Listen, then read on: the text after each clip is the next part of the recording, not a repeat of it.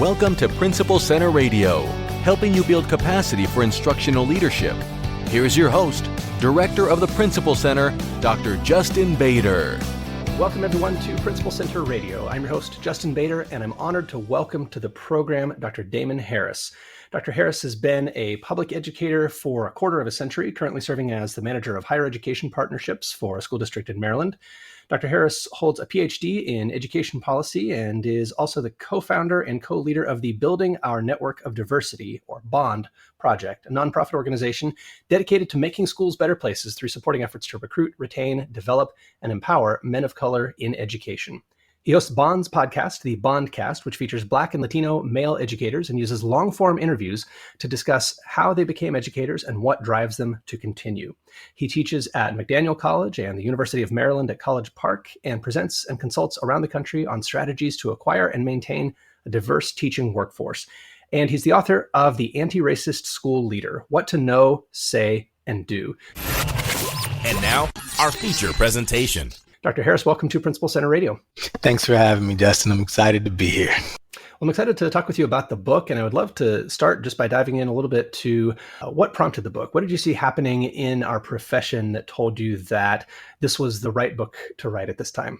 So it was my reading of Ibram Kendi's How to Be an Anti-Racist. So for the better part of 20 years, since right around 2000, I've been talking with different groups about equity work, anti-racist work, culturally responsive work. You know, you name the phrase, they're all in that same DEIB space in schools.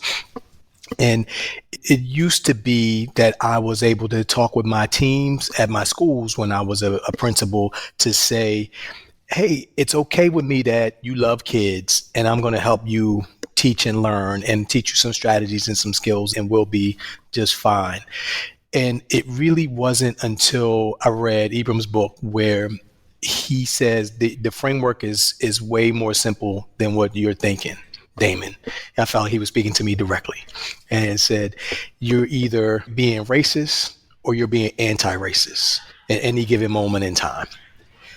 And if you're being anti-racist, you are actively seeking to disrupt the systems that are in place that are restricting the growth or the opportunities of the students who look like you, who came from backgrounds like you came, or who will primarily dominate the school that you were serving at the time. And it changed my mindset when I realized that I was being racist more than I was being anti-racist. And so I told my staff, there's a shift in my mentality, so now there's going to be a shift in our school's vision.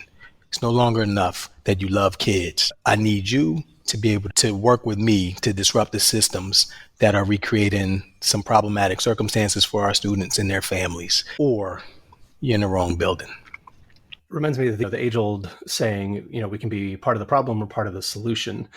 And I'm excited to talk with you about your book because I think like a lot of people, I read Kendi's book and I think he makes a lot of good points in that book, but it doesn't necessarily translate automatically or give us specific action items to apply in K-12 schools. So as you have undertaken the project to write this book and you've spoken with audiences of educators around the country, what are some of the specific ways that work manifests itself? Because there's a tendency, and especially a lot of the people who are talking the most about this topic, tend to be academics. They tend to not work with students directly. How does some of this translate into the work that we do every day in schools? So when I was in schools, I would share with my staff some data across the board, and it would be student outcome data. And we break it down by race and ethnicity in those student groups and let folks see that the groups that are at the bottom of all the good categories and the groups that are at the top of all the bad categories, bad outcomes. So good you can say is graduation rates, report cards, and scholarship opportunities.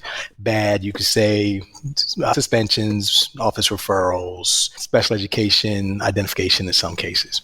Those groups, our students, and the ones that my school served, they're at the bottom of all the good categories.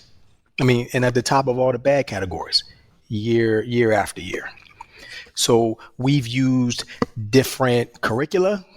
We've changed school building leadership. We've changed school district leadership. We use different phrases. At the time, folks were talking about grit, or now we're talking science or reading, when before it was some other thing. but what I call these demographic hierarchy, they've been the same. So we have to think, for me, there are two choices with that data because it's been the same for 100 years. You're either saying we either have to believe that there are deficits in our students and their families and the communities in which they live that recreate these demographic hierarchies generation after generation, or there's something with the system. As my buddy Ashford Hughes in Metro Nashville School said to me recently, the system's gone system, right? So there's either something wrong with the system that is helping to recreate these demographic hierarchies. And at this point, we tried a whole lot to fix these holes in our kids and our families for years, and we haven't aimed ourselves at the system. So this is the why. Now, the reason why we're taking this approach and we are thinking more theoretical before we jump into the practical is because, and I shared this with a group recently when I spoke, you use your own internet search engine search, right, to find anti-racist instructional practices. In 0.3 of a second, 999,000 hits. You don't need me or anybody else to tell you what strategies you can use to take away. That stuff is out there. Our work is to figure out why you haven't already. And how can we process those things together? So that's why this type of book is about helping leaders shape the mindsets that will shape the systems. And there are some practical steps along the way to help do that.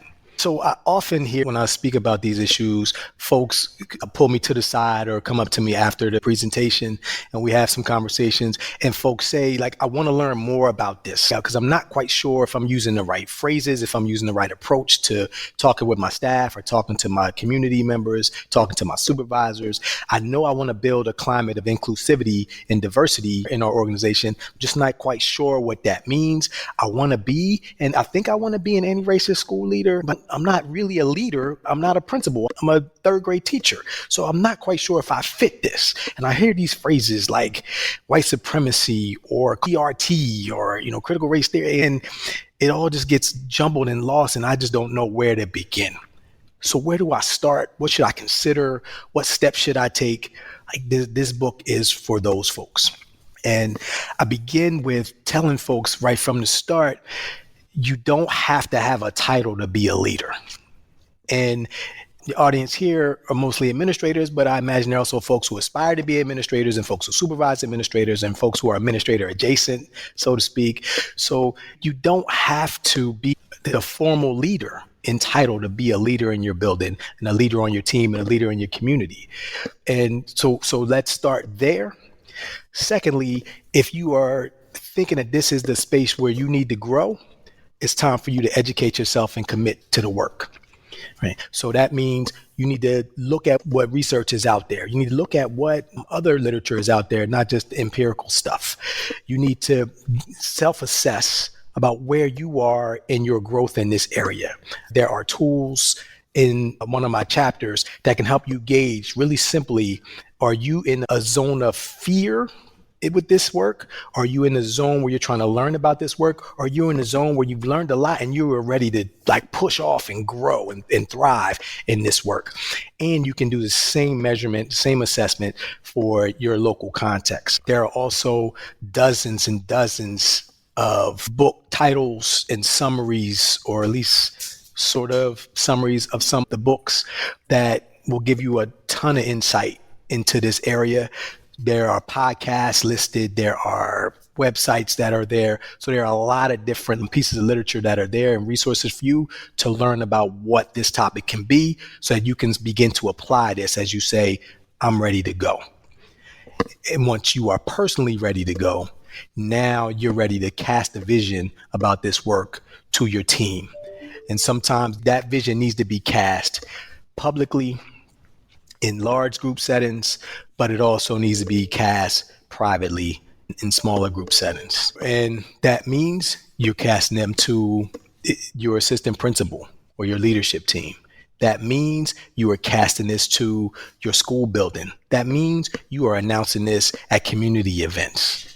you are talking to your supervisor. I remember talking with my supervisor about this and giving her some talking points about here's what I'm thinking. Here is the draft letter to my community that says we are about to embark on this work. And what do you think? And she gave me some feedback and we went back and forth, but it was very clear that she supported the effort that I was undertaking, but it was also clear to her and to everybody else around me that I was ready to get fired for this. So this is that important. And so there were no issues. We worked together to shape the craft of sort of a message that was palatable to both the school district and to me.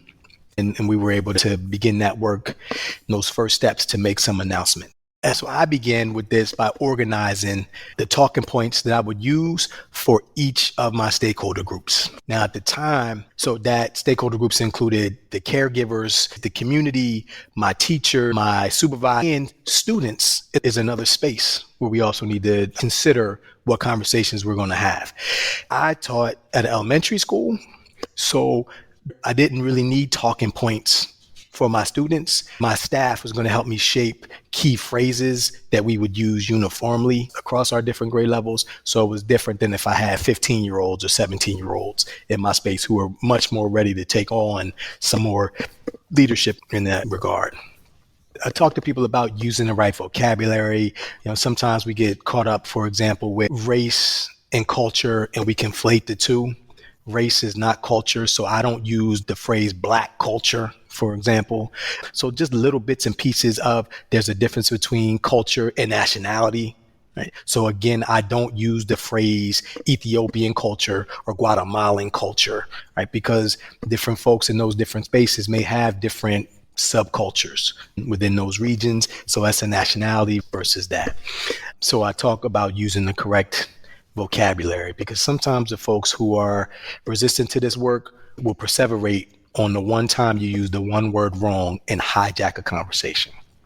And so we want to avoid what Paul Gorski calls those equity detours. And then I also tell folks that they need to be prepared to use some storytelling elements, some visual elements to help engage and provide some visual interest so that folks can sort of see almost concretely, even though it's still in that sort of pictorial representation piece, about what the issue is and where we want to go relative to that.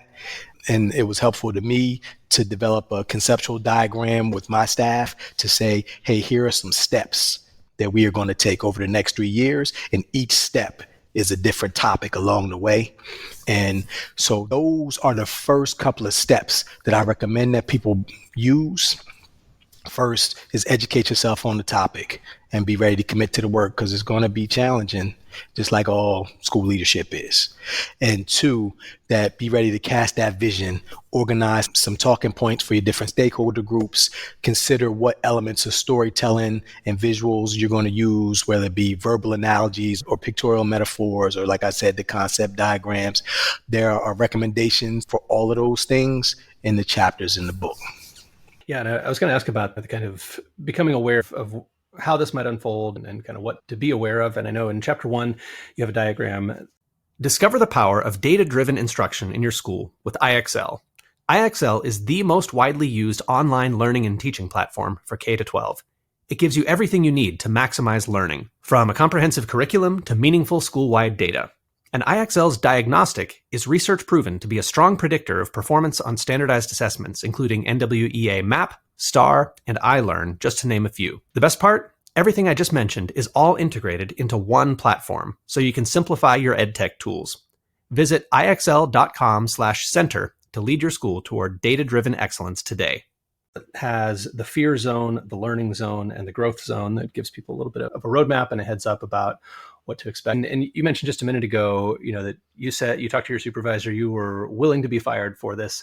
And I think everybody has in the back of their minds that possibility as a real possibility, right? Like there are places where a certain set of language is safe and another set of language is not safe. But most people now, especially I would say in the suburbs, are in the middle, where they're going to face pressure no matter what language they use, no matter what priorities they press for. And building coalition and not scaring people with the first time you bring up a topic, I think is a very real concern. So I love that you started with just kind of informing yourself and then starting to cast that vision and being aware of how other people are going to hear that. Take us in a little bit more to the vision piece. So like once someone is clear in their own minds about where they need to go with things and what changes might need to be made, how can leaders get ahead of some of the fear or the pushback or the reactions that they might reasonably anticipate? One of the chapters is titled Embrace and Encourage Resistance. And in that space, there are some recommendations for leaders to consider right away. And that is, in this context of our conversation, it's about the anti-racist work. But encouraging dissent and embracing resistance is a natural part of great leadership at the school level anyway. So you definitely need people who are not yes people around you. You don't need sycophants to just tell you that all your ideas are great, because that's not what's good for kids. So you don't want sycophants, like I said, because that part is not good for kids. When you don't have a good sort of cross-pollination of ideas among a bunch of leaders in the school, not just the folks with the titles. So encouraging dissent and being ready to embrace resistance, I think, is the way we should be, and is sort of the natural disposition of school leaders. And the difference with this work is sometimes when we are on opposite sides of the same team, if there can be a misattribution of the cause of the opposing points of view. And so as a school leader, you need to be ready to investigate. What I say is investigate that rationale for the resistance. You have to actively listen to the folks who are coming at you with the opposing points of view, but assume that these are members of your family and that they have positive intentions. Don't attack the person about their particular view. Think about a way to dialogue about the construct of their arguments and see how you can use what they're saying to better inform the work that you're both trying to do together. For instance, someone may say in all authenticity and be really genuine when asking, but I don't understand why we have to say Black Lives Matter. We can't say all lives matter. And it could be really genuine in that, which could be really upsetting to some members of the team, of your school family. But if we all understand that as a family, we are not cutting any of us off. We're going to hold hands and we're going to walk through this together. Then we start to have a recognition that this stuff happens, or we have these views because we have our life experiences. So the folks who have different views, they're not less intelligent. They're not less informed. They're not immoral. They are folks with different life experience. And you have your views because you have separate life experiences. And what we need to do as leaders and as members of a school family is we need to craft some activities where we can create new life experiences together, and that can shape all of our views. Now, when I take what your background and I take my background, and we mix them together, it can only be awesome for kids, especially when we start to include the backgrounds of the kids and their families. In the book, I write about Adam Grant, who is an organizational psychologist at the University of Pennsylvania. At least he was at the time that he wrote the book, Think Again. I think he still is. And he writes about if you are not willing to change your mind about your particular stance at the time, whatever the disagreement might be, or the exchange of ideas, then why should the other party be willing to change their minds about this work? So we all have to come into this with open minds. And Adam, he gives 4 different perspectives of folks who are trying to change people's points of view. And he says one of them is the preacher. And the preacher point of view is, I have faith that what I am doing is the right thing, that my way is the right thing. So you can just have faith like me, and you'll eventually see that this is the right thing, right? He also has an additional point of view or perspective or way of trying to sway someone's mind. He calls it the prosecutor. So in the prosecutor, we're not saying that, like in the preacher mode, that what I'm saying is right because I have faith. It is saying what you are saying is wrong, and I can prove it to you. So that preacher mode is I have faith that what I'm saying is right. That prosecutor is saying that what I believe is that you are wrong, and I can prove that to you. And then he says there's the politician. And in politician mode, you were saying, why don't we both win? I can say some stuff that feels right to you. You say some stuff that feels right to me, and then we can move forward that way. And we don't really have to disagree too much. We just kind of stick with the stuff we agree on. And we can try to create a win-win scenario in that space. And those 3 Ps are what Adam says we often try to use to try to sway folks' opinions to our side. He recommends a 4th way to go. And the 4th way is to use the scientist mode. And when the scientist mode says, hey, you have a hypothesis, right? You have an idea about what you think is right. I have an idea about what I think is right. Let's collect some data around that. Let's employ some practices and do some plan, do, study, act sort of activities and see what the data says where we were and where we are now based on some of the things we've now tried, right? Now we can see which way is the best based on what the qualitative and quantitative data show. So if we are taking that approach, we are not arguing about people's intentions. We are not arguing about people's intelligence. We are taking a road of fellowship in this journey together where we're going to try to shape each other's ideas and craft a joint vision that supports the whole school community.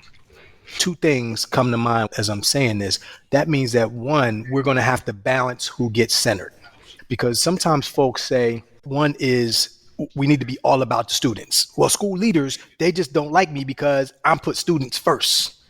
Well, in order to put students first and have best outcomes for kids, you have to put that first at times. So you have to be invested in the comfort, the growth, the support, and the productive struggle at times of your school community, the educators, so that they can do what's best for the students. It's kind of like when you're in the airline, when they say, hey, if you're sitting in your plane, they give you the airline talk, the flight attendants, if the mask drops down, put it on yourself first, right? And before you put on the young child next to you, because you have to be your whole self in order to be able to help someone else. So same thing. So we're gonna have to balance who gets centered. Sometimes being all about the kids means being all about the staff. In a similar vein, when we're working in this anti-racist work, sometimes we're gonna have to center the experiences of white people or the experiences of the folks in the dominant culture. Oftentimes that gets lost in this mix, but if they are gonna be the learners in some cases, we have to connect to their experiences and to their backgrounds. So you're going to have to center whiteness some of the time. And that's okay, because that's a natural part of the growth in this whole process. The other part of acknowledgement is going to be to acknowledge the intersectionality of this work. Now, because there's going to be not just racial and ethnic issues, there are going to be issues of socioeconomic status, there are going to be issues of language dominance, there are going to be issues of sexual orientation, you name it, there's a lot that is there. And you can acknowledge those things and still do the work that is supportive of the Black and brown students in your school or any other students who are from marginalized groups or historically marginalized groups. So you won't use those intersectional discussions to avoid the omnipresent topic of race that's in your building. I'm glad you're not shying away from the difficulty and the complexity of some of these discussions, because as our starting point, of kind of being part of the problem or part of the solution, being racist or anti-racist, on a moral level, that's an easy decision to make. But on a practical level, when we actually get into talking about specific policies in any specific school, those discussions are not easy. And I think there can even be a tendency, frankly, I've seen this especially among younger white educators, to try to simplify a complex discussion by casting it solely in anti-racist or racist terms, and not really realize, just as a result of their lack of experience with education in general, that policy is often very complicated. We often have to make very challenging decisions, and you said that there's a wisdom in resistance, that pushback. We need to not be afraid of that.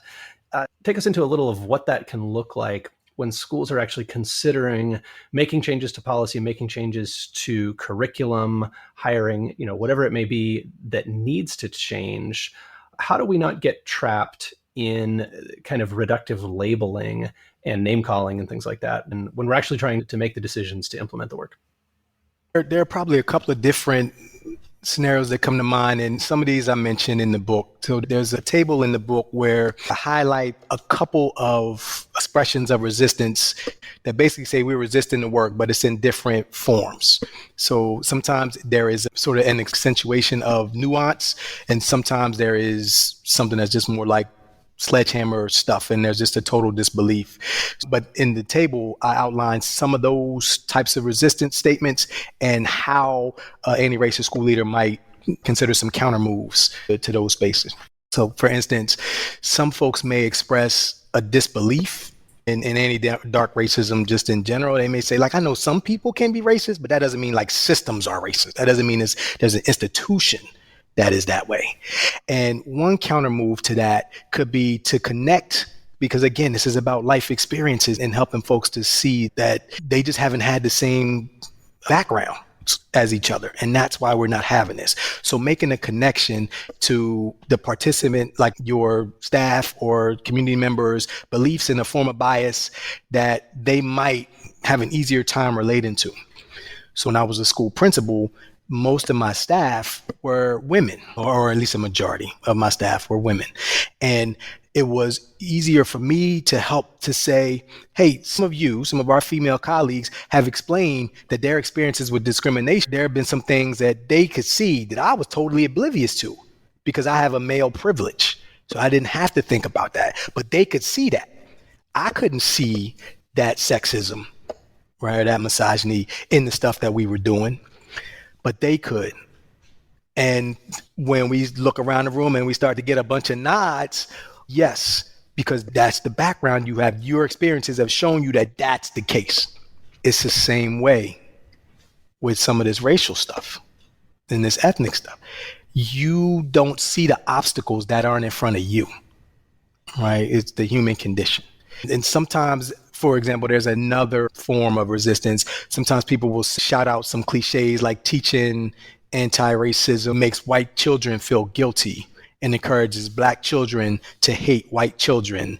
And this is why this divisive content should never be allowed in schools. And for me, that counter move is to ask more measured questions about their information sources of folks who use those types of arguments, because maybe there are some empirical pieces of research that they're considering, or maybe there are some historical trends that they are aware of that I'm not, or maybe there's some school district data that is out there that I'm not aware of. So I would, in that circumstance, would ask the folk, hey, I'd like to learn more about those concerns. Can you point me to some examples where that hate was created by doing that? Because I want to learn more about how, if that happened, how to avoid that, all right, or how to mitigate that. Like those types of things are in the book where that stuff could come up. It's likely to come up. And how would you resist? Now, there are also some where just people just shout provocative stuff on your social media, right, on the district Facebook page or the school's X page. I'm just like ignoring them.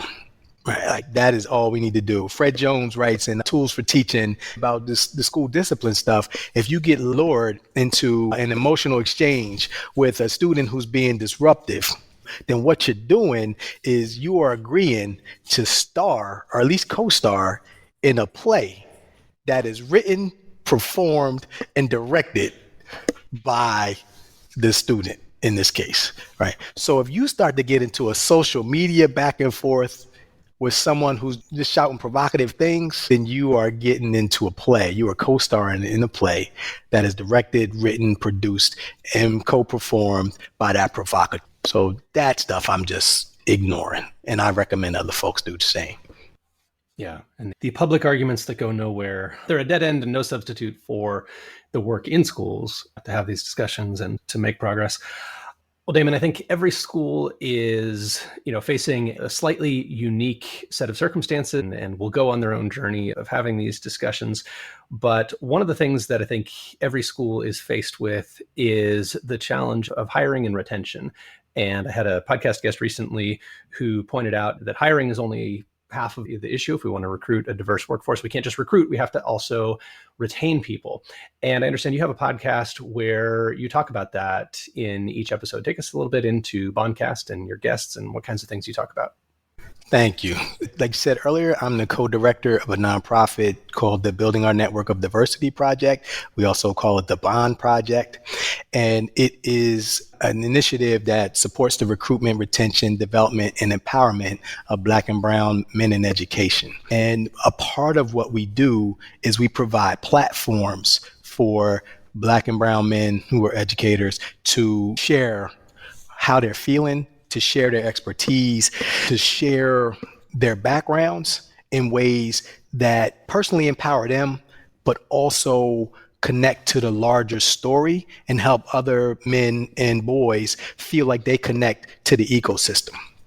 What's also helpful for folks who are a part of the BONDCast audience is that even if you aren't a Black or brown man, you get to hear from a Black or brown male educator about why they became teachers or educators, why they stayed in this field. You also hear what are the things that are important to them. In some cases, they talk about their unwavering desire to elevate students' voices. In other cases, they talk about how they want to help the next generation of educators grow because they didn't see that in their communities. And still in others, these guys just want to be heard. And they say, the human resources directors, when you say, Ivory Tolson says in his book, No Bad Stats, he writes, and don't believe just as someone's word that the reason why we don't have as many Black male teachers or brown male teachers in our schools is because there aren't enough candidates. He says, check racism first, right?